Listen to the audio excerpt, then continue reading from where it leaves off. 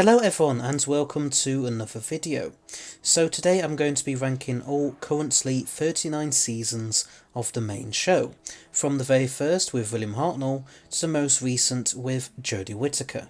I'm doing this as a celebration for me hitting my goal of 750 subscribers, although this video is a few months late now, so we're actually at almost our next goal of 1000. But still, thank you to all my subscribers for your continued support. It really does mean a lot to me and I am very grateful. So, without further ado, let's get on with the ranking. Okay, so here is the tier list we're going to be using. We've got quite a lot, obviously with there being 39 seasons to get through, so I may say more for some than I will do for others.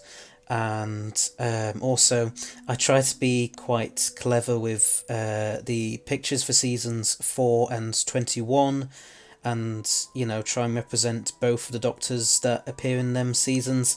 But yeah, doesn't look quite that good, especially season 21 is kind of cut off like Peter Davison's head there by accident, so yeah, being a bit too clever for my own good really. But anyway, starts off with season 1. I'm going to put this in great or good.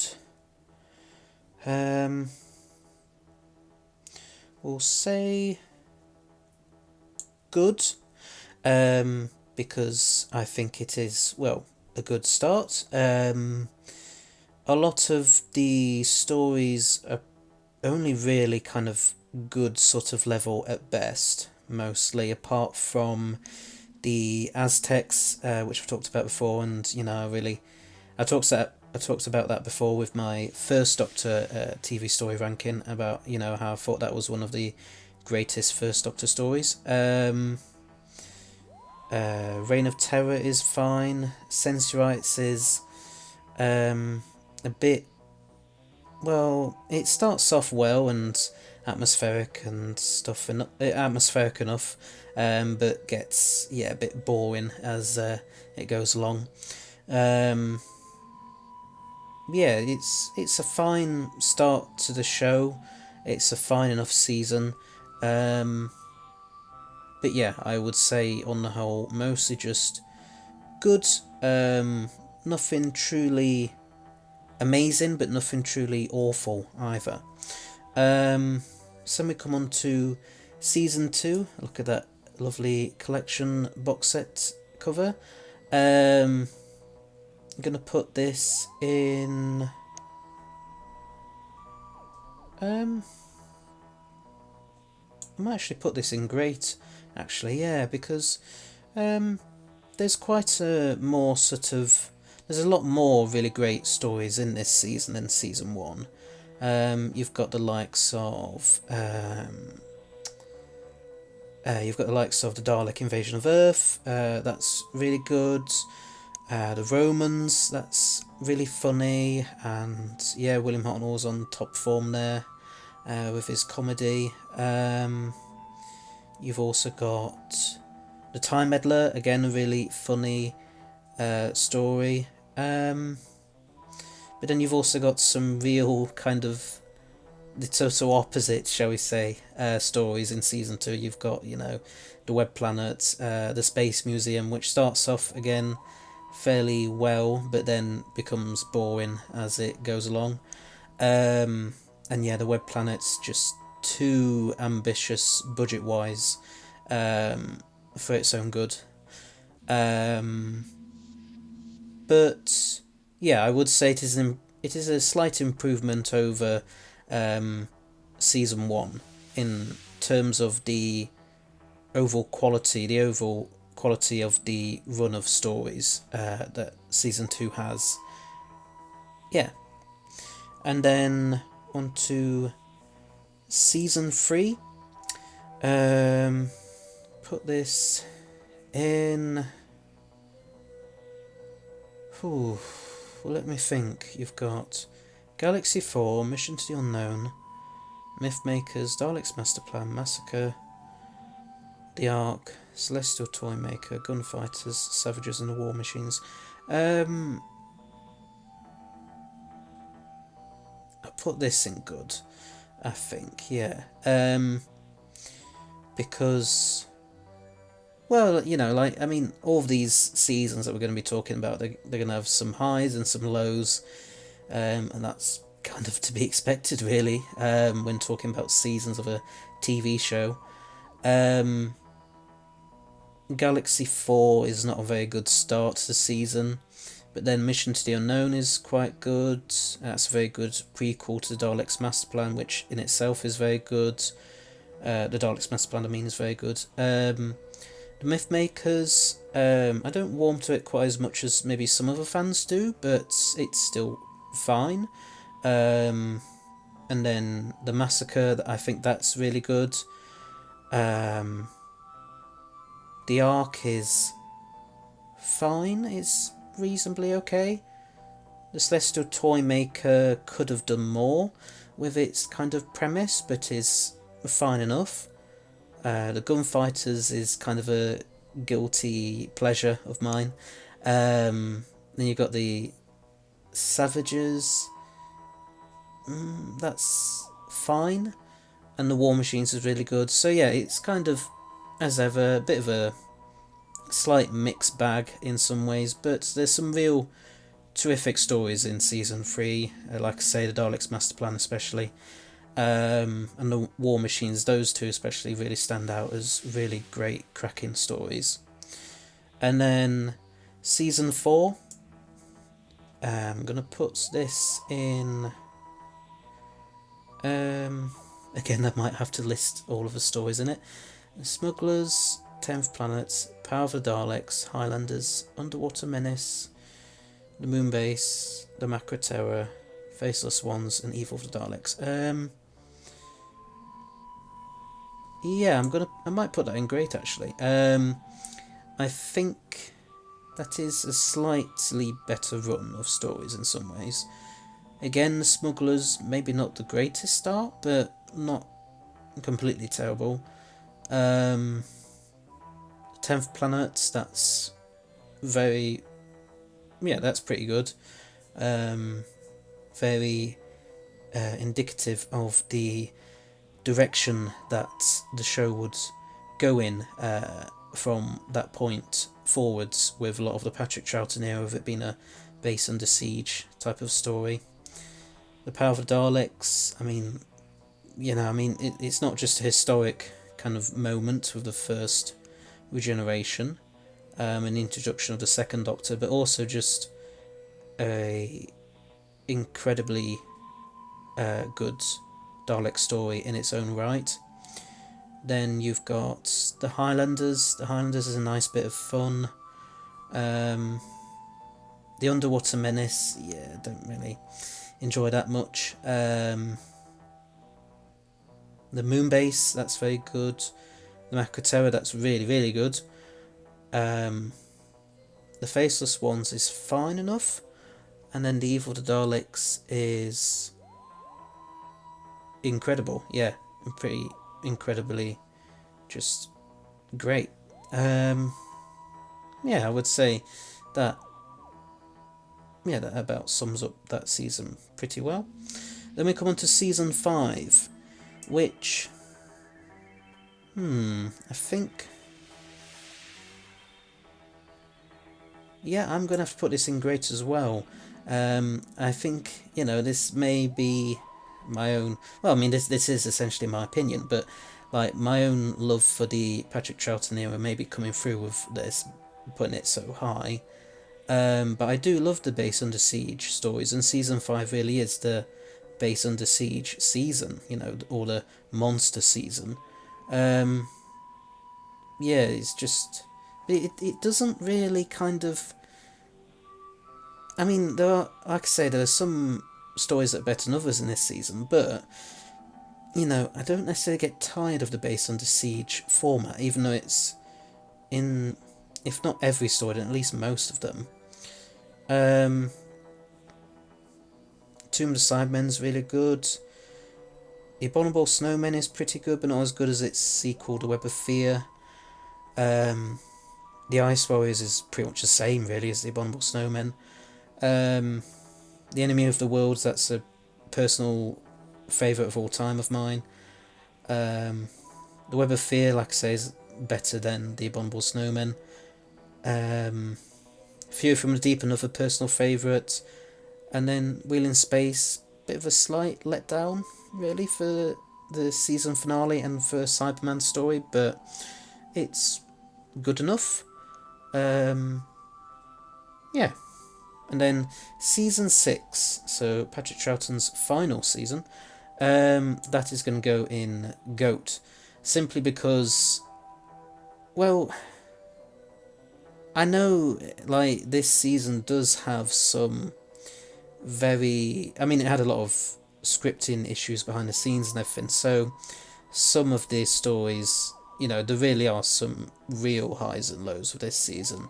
Like, you'll go from something like The Invasion, for example, which is terrific, great, action-packed story, to The Crotons, which is kind of the opposite, essentially. And that can kind of be a bit, I suppose, a bit of a tonal whiplash in some ways.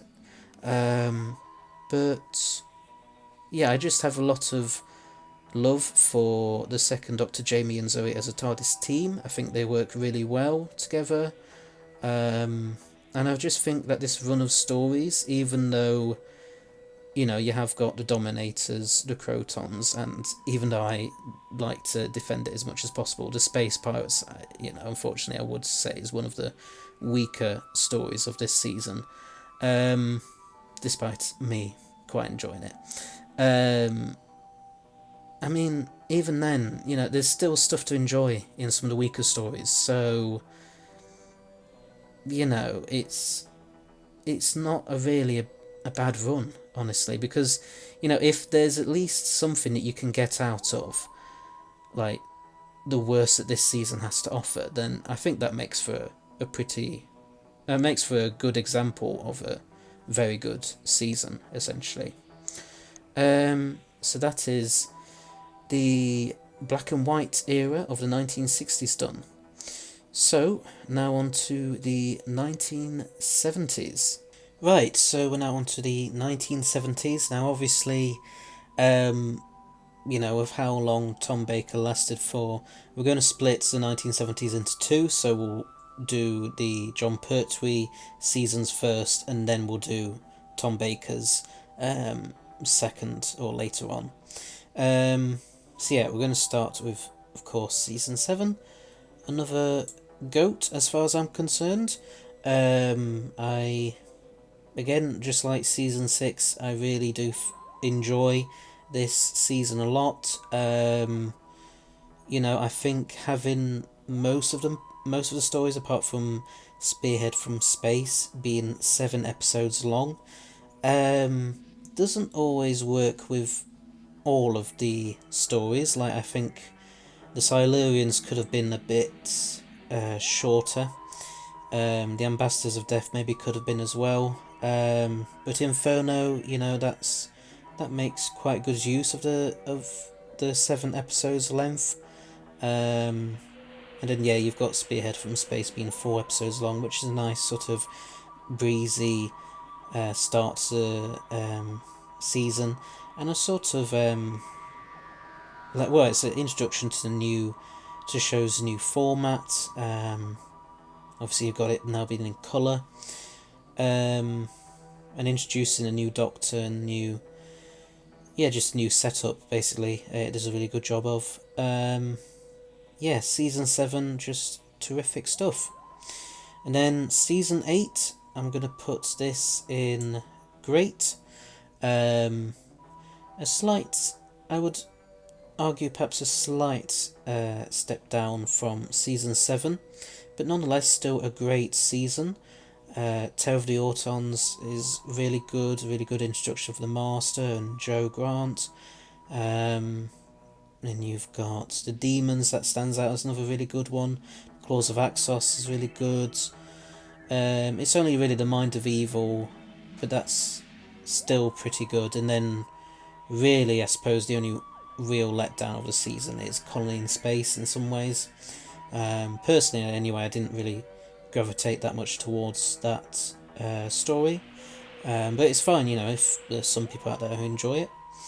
And then, oh yeah, obviously, Season 8 has also got the kind of the trope of having the Master in every single story, which starts off well, but I think by about Colony in Space, it's kind of, and the fact that he doesn't appear till episode 3 or 4 of that story, it gets a bit tedious and repetitive. But then the Demons does it quite well, so I think it's only really a problem with Colony in Space. Yeah. Then on to Season 9. I'm going to put this in good. It certainly starts off very well with the Day of the Daleks, the Curse of Peladon, and the Sea Devils, but then it doesn't end quite as well with the mutants, and especially the Time Monster, I'm afraid to say. Could have had a much better final 2 stories there, but still a fine enough season. Then Season 10, I'm going to put this in... Ooh.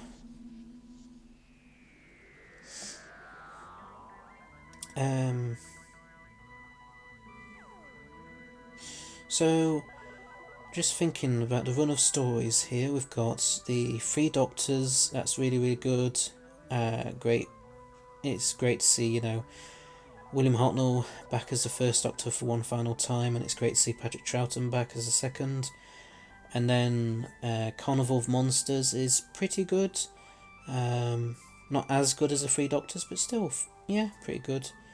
And then you've got Frontier in Space. Didn't really gravitate towards that either, sorry. Planet of the Daleks is fine. And then Green Death, one of my favourite Doctor Who stories of all time. So, I'll put it in good. It's not one that I hate, like Season 10, just, it's a bit all over the place, I suppose, because it starts off and ends very well with the 3 Doctors and the Green Death, and then, kind of just slowly goes downhill a bit from there, in between them two, with Carnival of Monsters. Like I say, that's good, but just not as good as the 3 Doctors or the Green Death. And then, just the other 2, just Planet of the Daleks, could have been better. Frontier in Space certainly could have been a lot better. But it's fine. It's a fine enough run of stories. And then, lastly, Season 11. I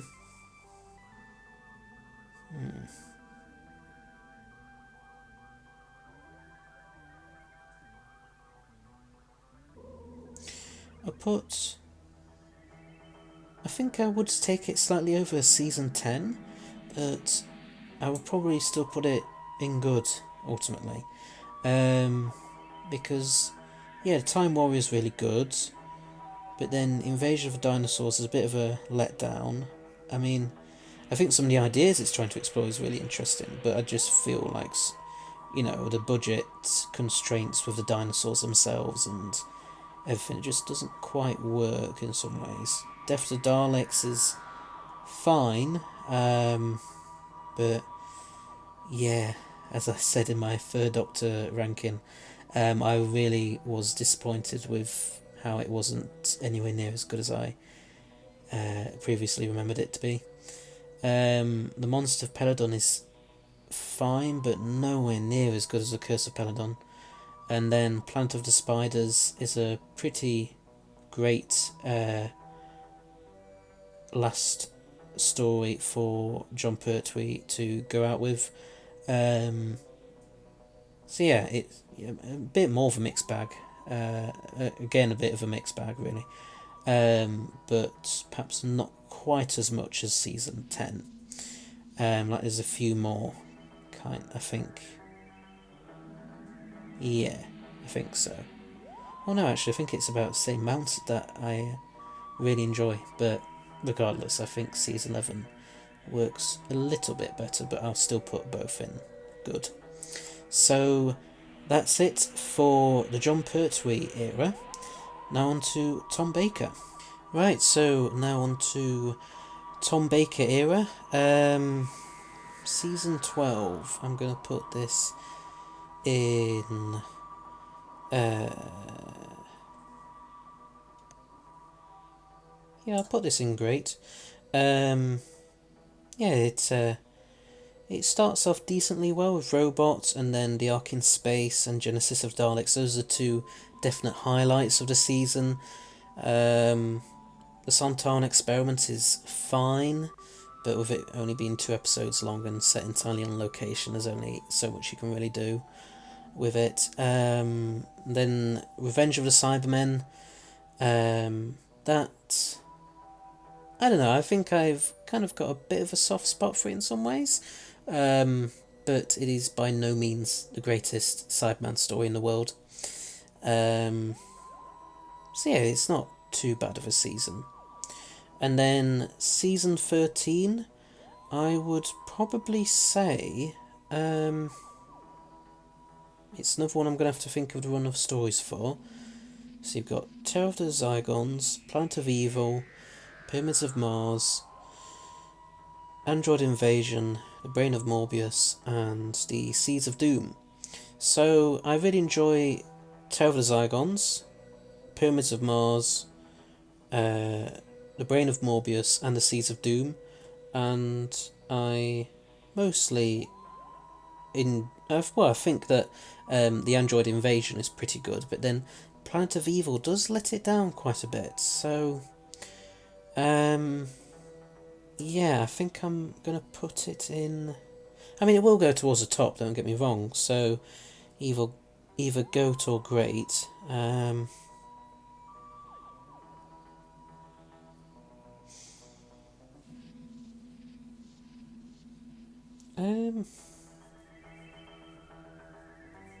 I'll put it in great because I think it is a great run of stories, but it's not one of my all-time favourites. So yeah, it is a really good season. Yeah, and then season 14, I would say just about clinches it and manages to get it into GOAT, because it starts off decently well with the Mask of Mandragora and the Hand of Fear. Now the Hand of Fear obviously is most notable for just being Sarah Jane's final story, and the final 5 minutes of that are truly terrific, but the story as a whole, yeah, a bit not terrible, don't get me wrong, just perhaps not brilliant either. And then you get The Face of Evil, that's fairly good. And then no, sorry, not The Face of Evil. Then you have The Deadly Assassin, how can I forget? Well, that's one of my favourite Doctor Who stories, even though I nearly forgot it. So, yeah, The Deadly Assassin, really one of the highlights of season 14. The Face of Evil, as I said, was good enough. And then The Robots of Death, another highlight. And The Talons of Wen-Chian, despite its controversy, with more recent kind of, some of the more kind of, well, I think you kind of know where I'm going with this, yeah. I mean, I've already talked about it in my 4th Doctor ranking, but, some of the bits of it are a bit, odd, shall we say, and a bit, they could have maybe treated the Asian characters within the story maybe a bit better, and the main one, Lee Hsing Chang, I think it is, they could have actually cast an Asian for that part rather than a white or Caucasian actor. But yeah, the Talons of Weng-Chiang as a story, beyond all of that, really, really good. So you've got this great run of stories, really. Well, you've got certainly The Deadly Assassin, Robots of Death, and Talons of Weng-Chiang. They just, they just really help this season to get into that top few at the very top. But then, yeah, all the others have got some pretty good stuff going for them as well. So, all the other stories in season 14, I mean. So, yeah, then season 15. Um, Put it in good. It certainly starts off really well with Horror of Fan Rock. Then The Invisible Enemy is nowhere near as good as the Horror of Fan Rock, but is still a fairly okay story. But I do think again it was one of them too ambitious for its own good, budget wise. Yeah, one of those kind of stories. Image of the Fendal, it's a really good story. The Sunmakers is quite good. The Invasion of Time, I know some people really don't like that, but I don't think that's terrible. But then, yeah, before that, Underworlds, just no, it just does not work really. Even if they'd have managed to, build actual sets for it, I mean, I just don't think it would have really.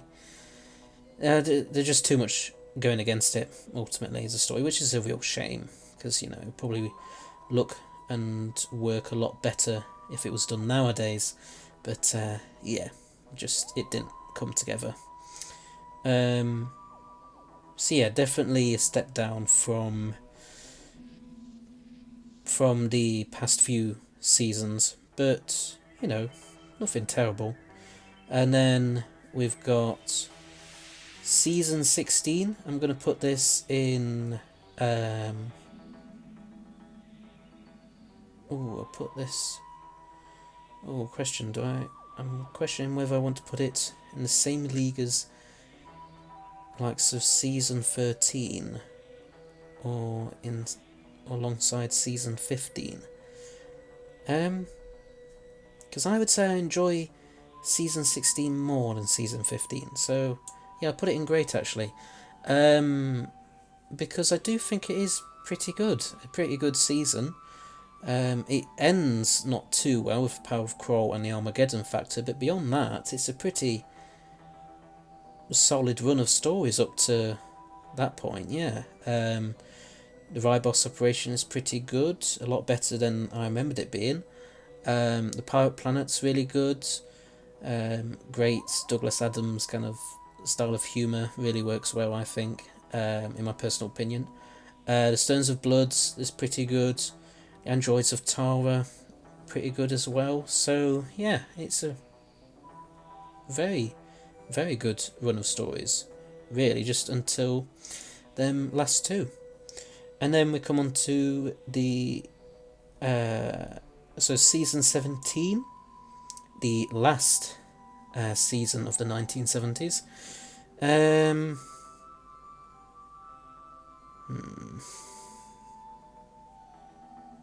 I'll put this in good because I think if I put it any higher, then yeah, that would be extremely controversial. Controversial even. Yeah, Destiny of the Daleks is fine, but not a brilliant Dalek story. City of Death, that is one of my favourite Doctor Who stories of all time. And then Creature from the Pit, Nightmare of Eden, The Haunts of Nimon, they all kind of blend into one basically because, yeah, they're fine, just nothing too special or terrific or anything. And then Shada,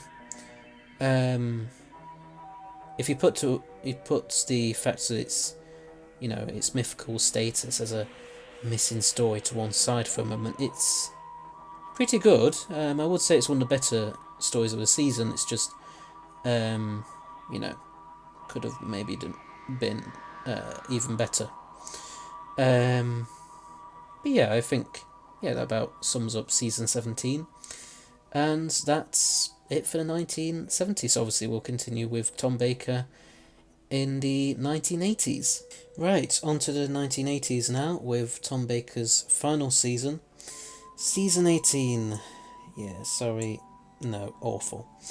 Um, yeah, if you want a more sort of like in-depth explanation for why, go check out my Fourth Doctor TV story ranking. But yeah, I just do not really get on with season 18 at all.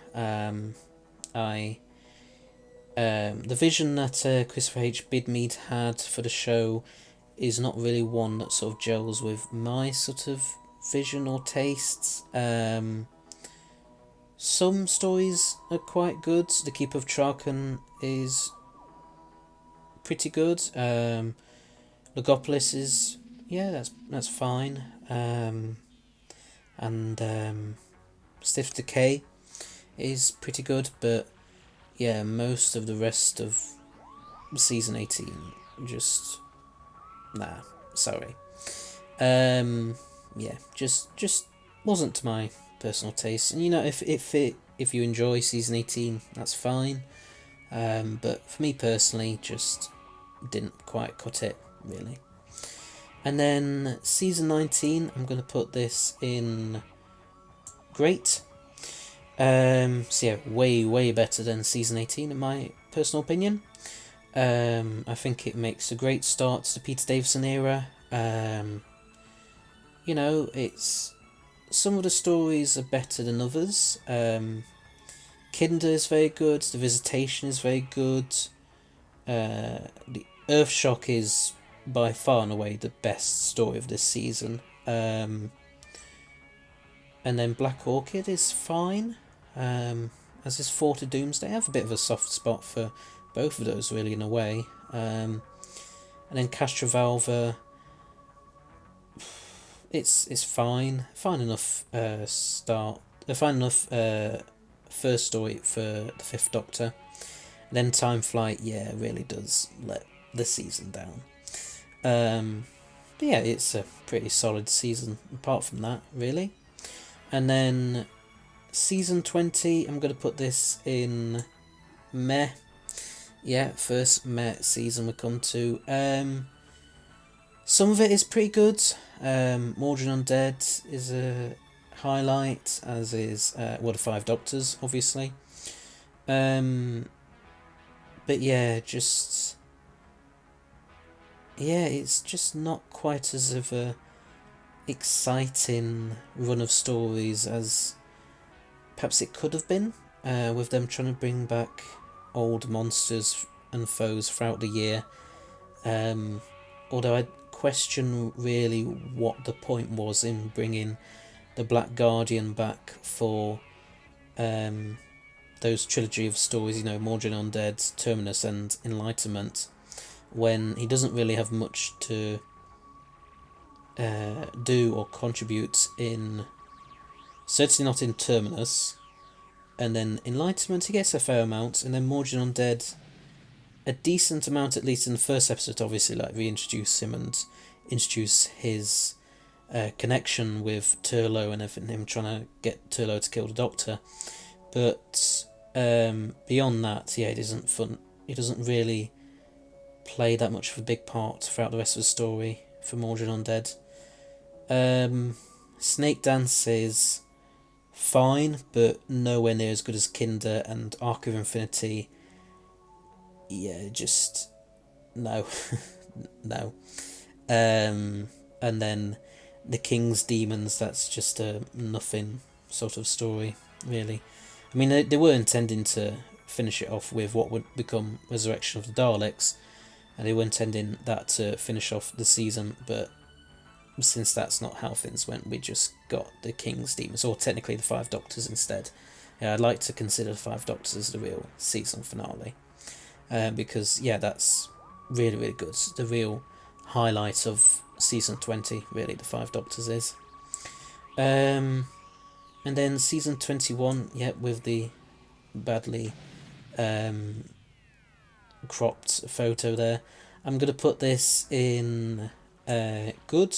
A definite, in terms of the Fifth Doctor anyway, a definite improvement over season 20. Apart from like Warriors of the Deep.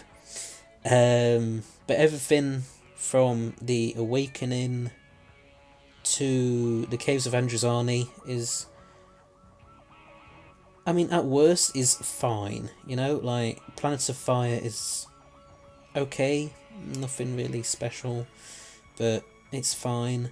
And then Resurrection of Daleks, The Caves of Androzani, The Awakening, those are all really, really good stories. And Frontios is pretty good as well. And then, yeah, it's a shame that poor old Colin Baker starts his tenure off with The Twin Dilemma, which is just not really... I mean, you can tell basically that they had scripting issues with that story. And it's a shame, it really is. Because, well, I think Colin Baker deserved a better first story.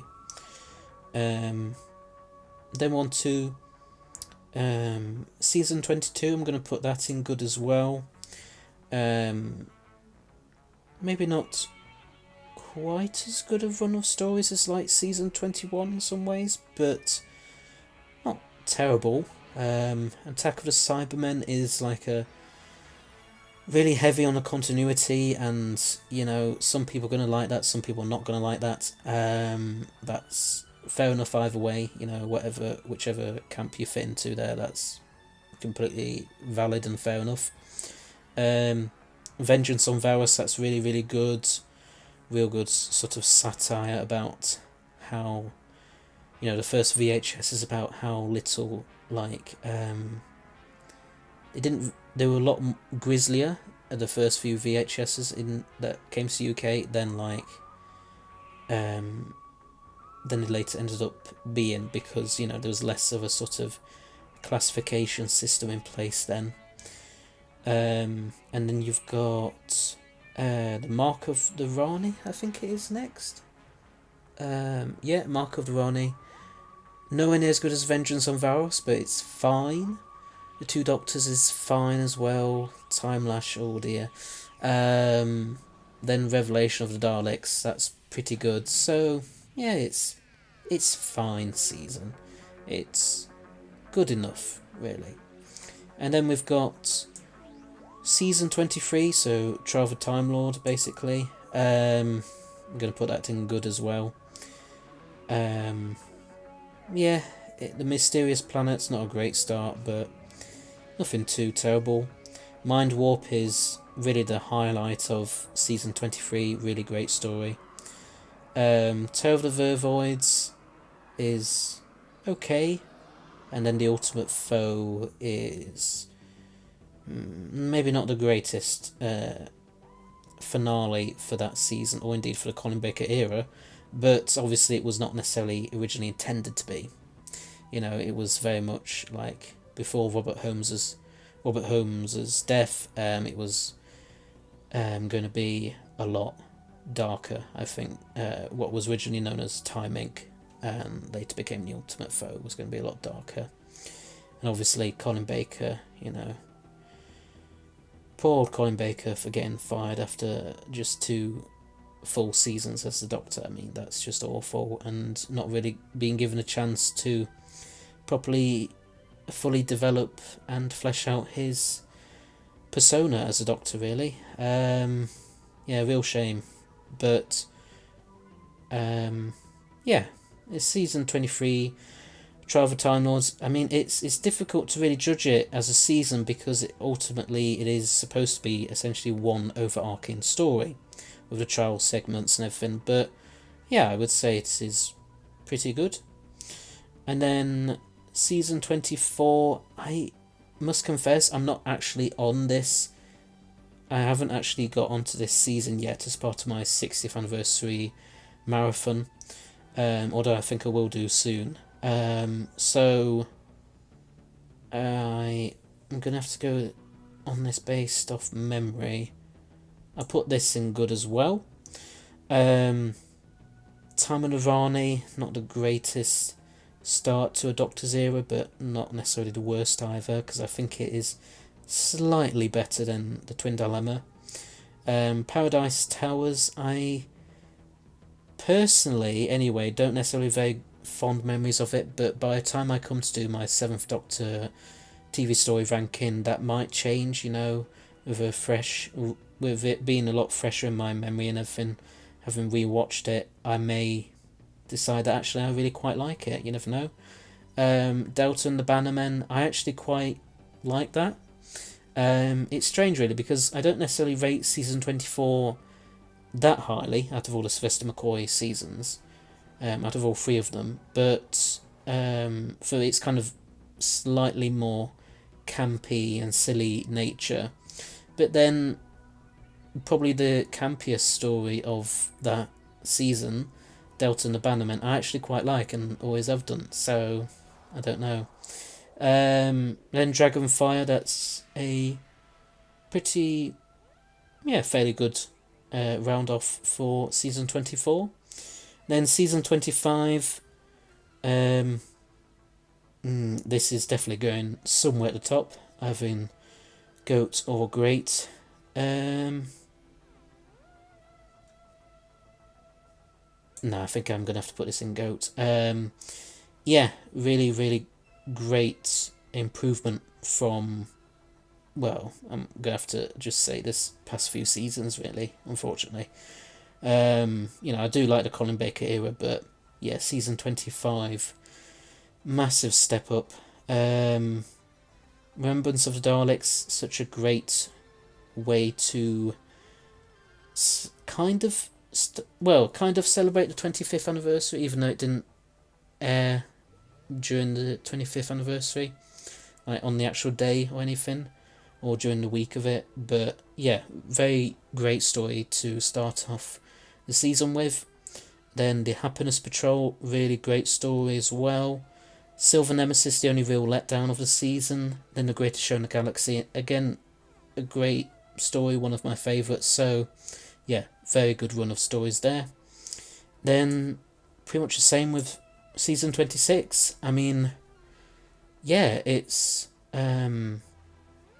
starts off fine with Battlefield, but I would say, like, Battlefield is a good story, but it's probably one of the weaker ones of that season. Ghostlight, I'm not sure if I quite understand it. Maybe again with another rewatch I may grow to understand it more, but it's fairly good. And then Curse of Fenric, again another one of my all-time favourites, and Survival, really good story as well. So yeah, that's it for the 1980s and the classic series as a whole. Now on to the 2000s with the new series. Right, on to the new or revived series now, with Series 1 instantly going to go in GOAT as well. Just really love this season, series, whatever. Just a great start to a great way to revive Doctor Who, make it more modern, more fresh, for the 21st century. A lot of the 2000s series are, well, very 2000s in some of their themes and everything, but that was when I was born in the 2000s, so I've got nostalgia for that, really. And yeah, this was obviously where I started with Doctor Who, really, was with Christopher Eccleston in 2005. It's just a cracking run of stories. Some are better than others. Again, as I keep saying, and that's the case with, well, seasons or series of every TV show, really. Some stories or some episodes are just better than others. Rose the episode is a very good start. End of the World is fine. The Unquiet Dead is, pretty good. Aliens of London / World War 3, do kind of have a bit of a soft spot for that. Dalek is really good, one of the greatest stories of this series, and one of my favourites of all time. And yeah, just the real highlights are Dalek, the Empty Child / the Doctor Dancers, Boomtown. I would argue is an actual highlight of series 1 because it's a nice little character piece, if nothing else. And then Bad Wolf / The Parting of the Ways. I mean, it can't really get much better than that for a Doctor's last story, really. I mean, Chris Eccleston goes out on a real high. Yeah, really good. Then a bit of a step down, unfortunately, with the first of David Tennant's series 2. I'm going to put that in there. Even though David Tennant is one of my favourite Doctors, I have never really kind of cared much for the Tenrose stuff, personally. Of course, if you enjoy that kind of stuff, then, that's completely fine. Just for me personally, it just didn't quite work. I think I would have preferred it if maybe it had been done slightly differently. They both kind of come off as quite rude to others, essentially. It's could have been handled a bit better, but it's still a pretty good run of stories.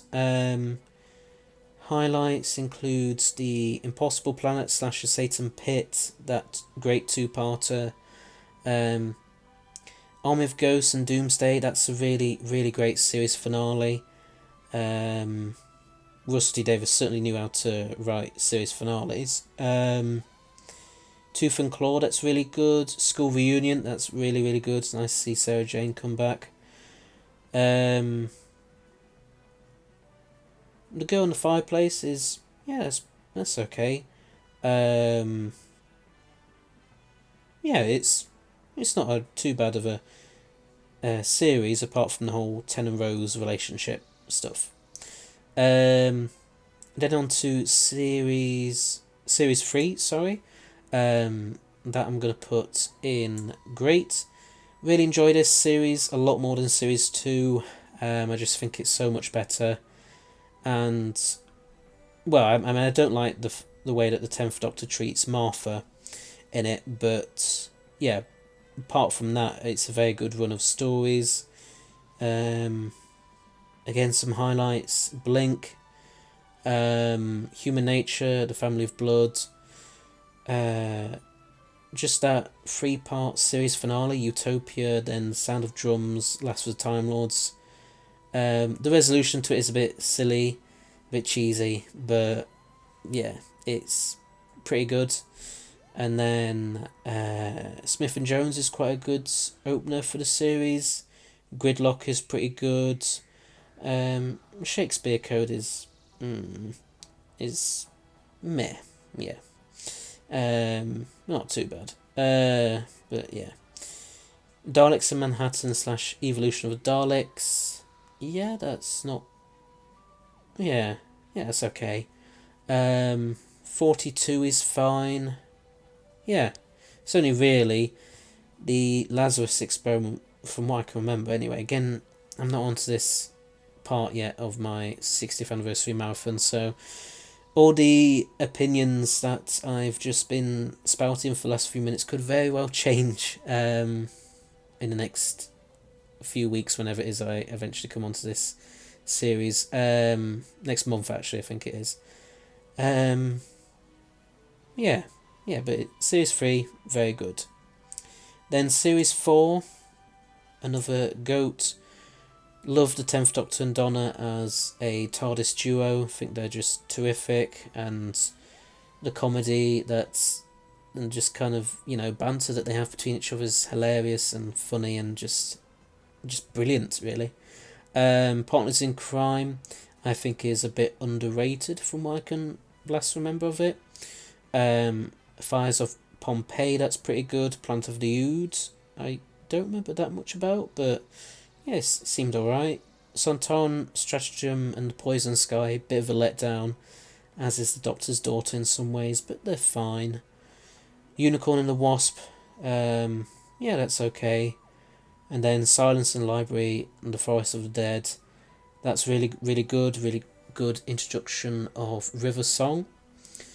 Midnight and Turn Left, great.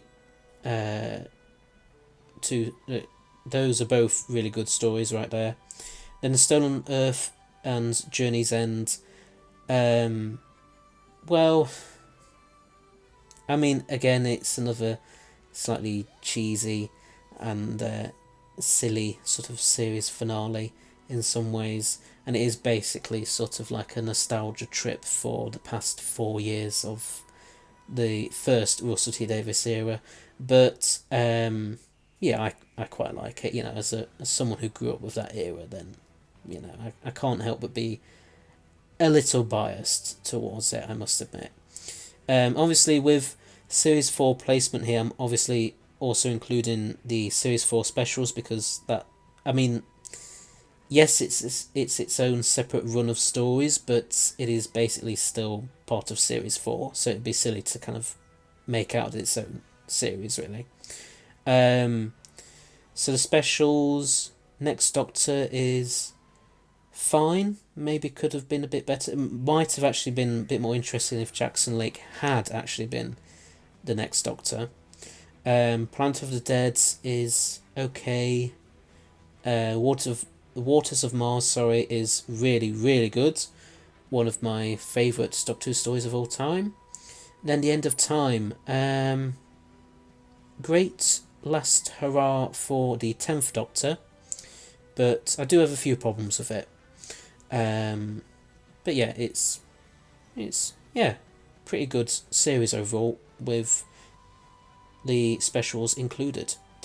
Right, so we're now on to the 2010s with Series 5, that is going to go in GOAT as well. Great start for the Matt Smith era and the Steve Moffat era. It's got it's kind of still along similar-ish vibes to the first Russell T Davies era, but it's got a sort of, I think what Steve Moffat at the time called a dark fairy tale kind of vibe to it, which I really like. And yeah, I just think it's a cracking run of stories. 11th Hour is a very good introduction for the 11th Doctor. Beast Below is fine. Victory of the Daleks is fine. Time of Angels and Flesh and Stone, that's okay. And then you've got The Vampires of Venice, that's fine. I'm actually saying that a lot of these are fine, aren't I? Amy's Choice is really good though. Hungry Earth, Cold Blood, could have maybe have reintroduced the Silurians a bit better, but not too bad. Vincent and the Doctor, really good. The Lodger is actually pretty good, I would say. Yeah, well, it's okay anyway. Then the Pandorica opens, the Big Bang. That's pretty good series finale. Yeah, that's series 5. And then we'll come on to series 6. Yeah, that's gonna have to go in meh, sorry. Yeah, a bit of a step down from series 5 if I'm being honest. Still got some very good stories, very good episodes in there. The Doctor's Wife was pretty good, from what I can remember.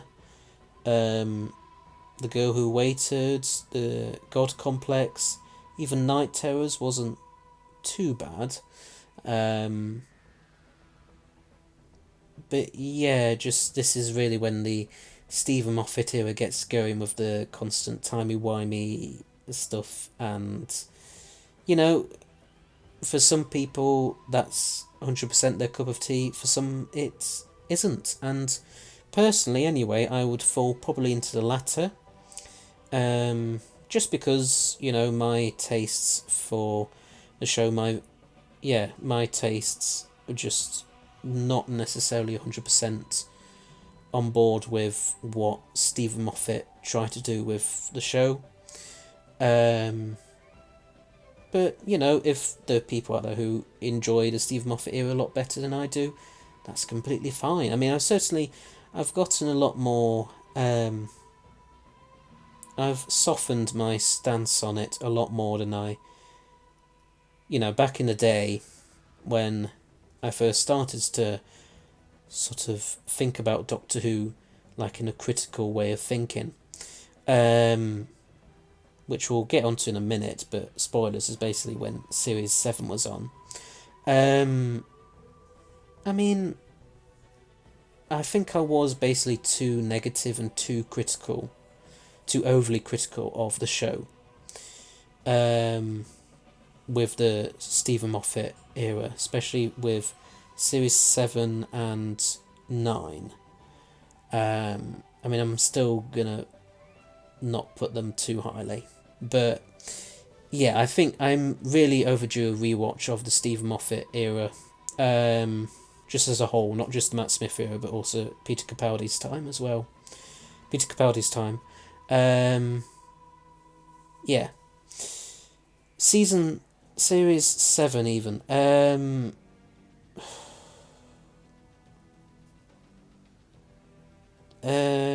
I'll put it in there again. Yeah, like I say, this is when I started to really start to be a bit more critical about Doctor Who and think about it more critically. Yeah, I think the first part is good to meh. Yeah. It's not the greatest run of stories, but it's not the worst either. And then the second part with 11th Doctor and Clara. There's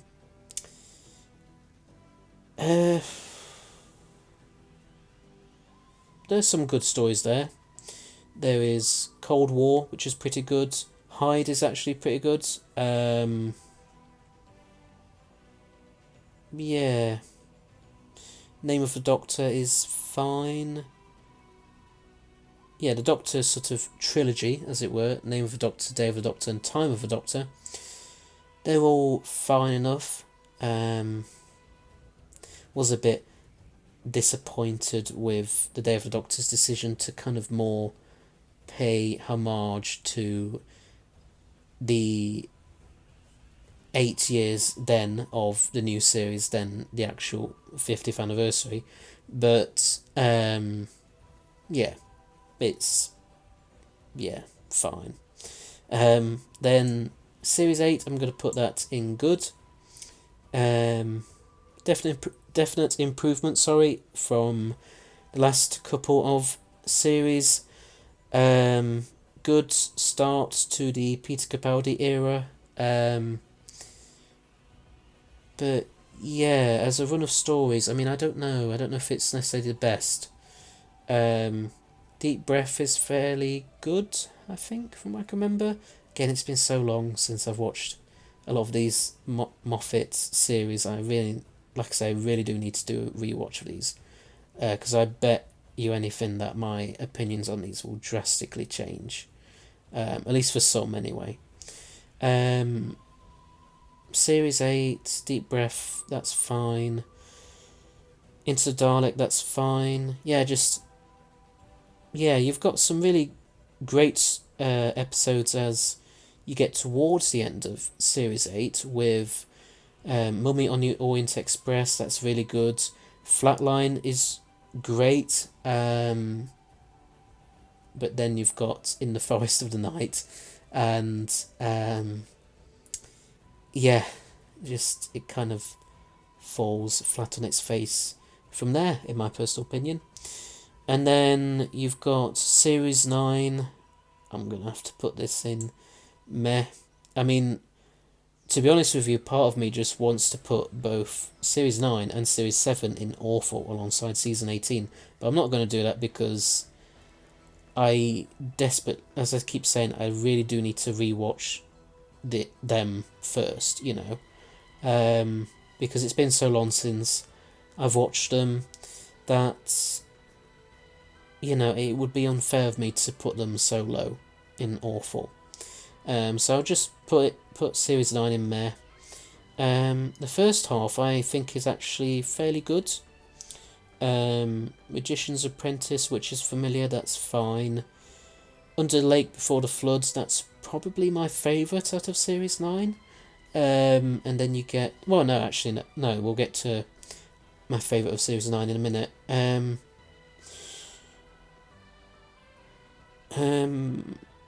Oh yeah, then The Girl Who Died and The Woman Who Lived.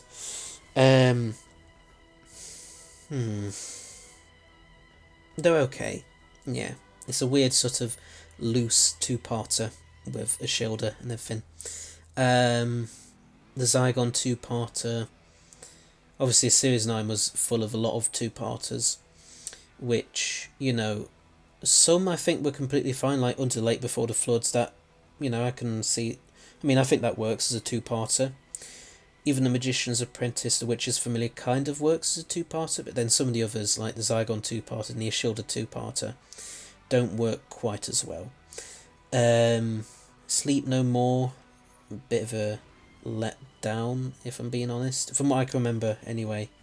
Like I say, this could completely change. Face the Raven was pretty good. Heaven Sent, now that is probably that and the Under the Lake Before the Floods two-parter. Those are my two favourites of Series 9. And then you've got Hellbent, bit of a letdown. Husbands of River Song, again a bit of a letdown, but the last 5 minutes of it make it worth watching, if nothing else. Return of Dr. Mysterio, no, didn't really. Well, I think that's technically part of Series 10, but yeah, didn't really gravitate much towards it. But again, who knows, that could change when I get round to rewatching it. Then you've got Series 10. I'm going to put this in great, actually. Because, yeah, it's a real return to form. It is, personally anyway, I think it is the best Peter Capaldi series. One of the best series of all time, but also of the Stephen Moffat era. Yeah, it's strange, isn't it, how, at least at the moment, I would say that the Stephen Moffat era starts off really well with Series 5 and then ends really well with Series 10, but then everything in between, at least that's just my current opinion anyway, as I keep saying. But Series 10, I really love the 12th Doctor, Bill and Nardole as a TARDIS trio, or even where it's just Doctor and Bill, that's just great. Bill is such a wonderful and just a great character, really, and Nardole is really some nice kind of, I mean, it's basically just Matt Lucas playing Matt Lucas, but he provides some comic relief, which is quite nice, and some nice kind of banter between him and the 12th Doctor. Yeah, and it's a fairly decent run of stories. Again, not necessarily anything too spectacular as a run of stories anyway, nothing too spectacular or superb, but you do have some really superb episodes within it. You've got Oxygen, that's pretty good. Knock Knock is fairly, that's pretty good actually. Smile, I think, was, from what I can remember anyway, seemed quite good. Thin Ice was that was pretty good actually. And then the Monk trilogy of Extremis, The Pyramid at the End of the World, and The Live Lands, that kind of, Extremis was quite good, that was quite interesting. But yeah, I feel like it's kind of, I'm not necessarily sure if it needed to be a trilogy of episodes, I feel like you could have basically just had, well, well, I think anyway, if you could have had an Extremis and then one of the other two, maybe the Lie of the Land or something, and that just be it, that may have worked a bit better, a bit tighter. But yeah, that it was quite. Yeah, it could have been better, essentially, the Monk trilogy, but it wasn't too bad. And then the Empress of Mars, that was pretty good. The Eaters of Light, that was a bit of a disappointment, really. But it still got some nice moments in it. Then World Enough in Time, The Doctor Falls, one of the best. Again, really, it is basically the 12th Doctor's real final story, essentially. And then Twice Upon a Time is basically just an epilogue to his era. Yeah, a great way. If that had just been Peter Capaldi's true final story, then that would have been a really great way for him to leave. But that's obviously not what ended up happening. We got Twice Upon a Time as Capaldi's last story instead, which is a shame, but yeah, who knows, maybe all of this will completely change, as I keep saying. And then Series 11, I'm going to put in meh as well. Yeah, again, not rewatched it in so long. Some very good episodes in there, definitely.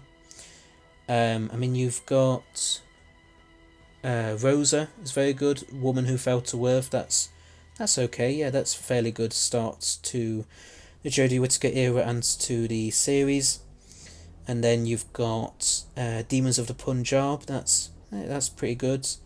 Kablam was, yeah, that was fairly okay. The Witchfinders was actually quite good as well. It Takes You Away was pretty good. So yeah, you've got a nice run of episodes there from Demons of the Punjab until It Takes You Away is actually pretty good. And then Resolution is very good.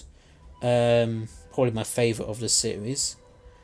But then the Battle of Ranskoor, Afkolos, and Arachnids in the UK, and the Saranga Conundrum, just all let it down. Even though I love the Pating as a monster, because it's just so silly and ludicrous of a monster. But yeah, they just all really let down the series for me.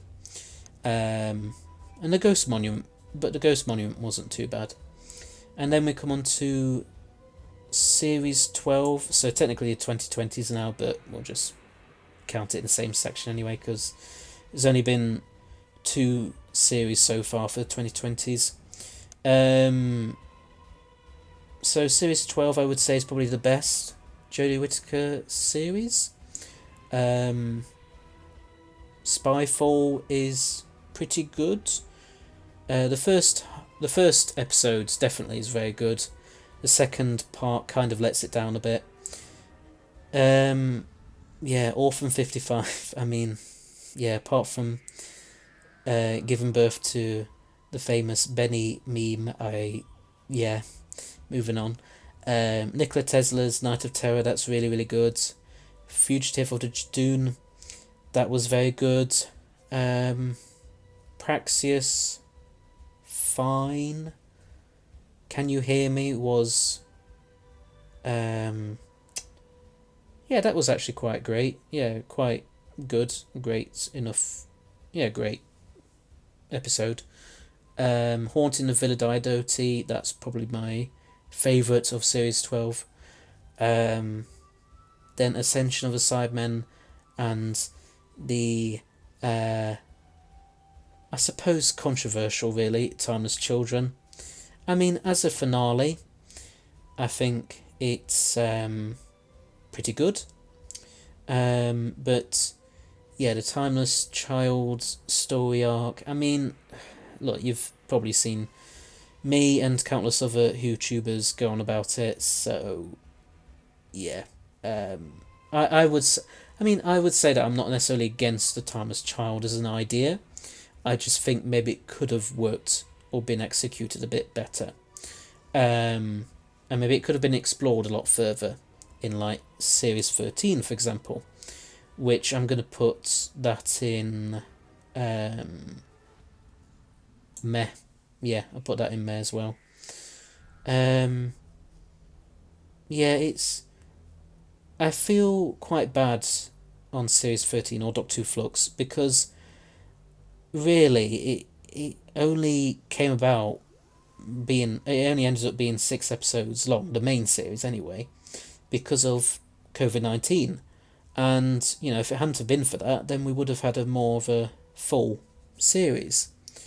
So yeah, I do feel kind of bad, but at the same time, you know, the story that it's trying to tell is pretty good, really interesting, but I just don't think it quite does it as well as it could do, ultimately.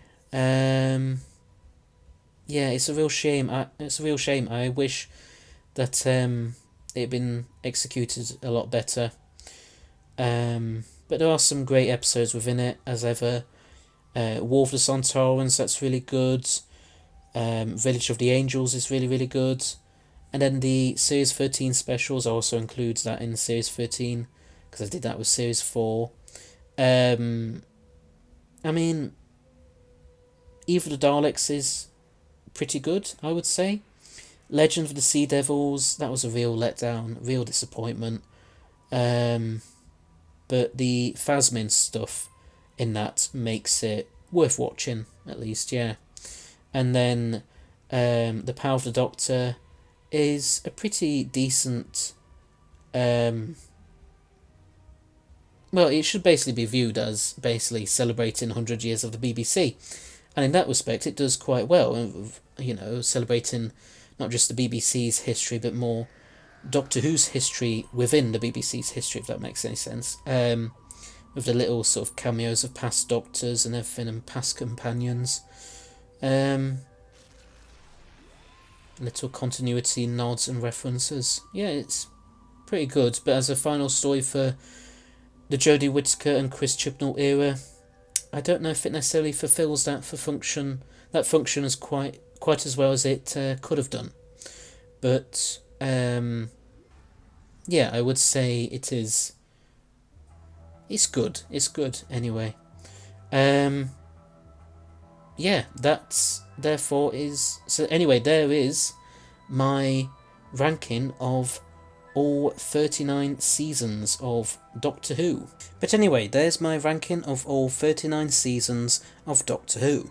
But what's yours, and do you agree with mine or not? Please let me know in the comments section below.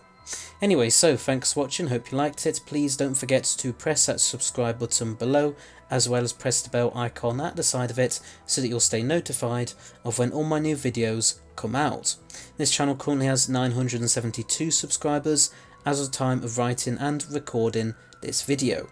But if we can get to 1,000 by the end of this year, then I'll do my very own fan-made audio story. Also, please rate, and I shall see you all in another video. So, until next time, bye bye!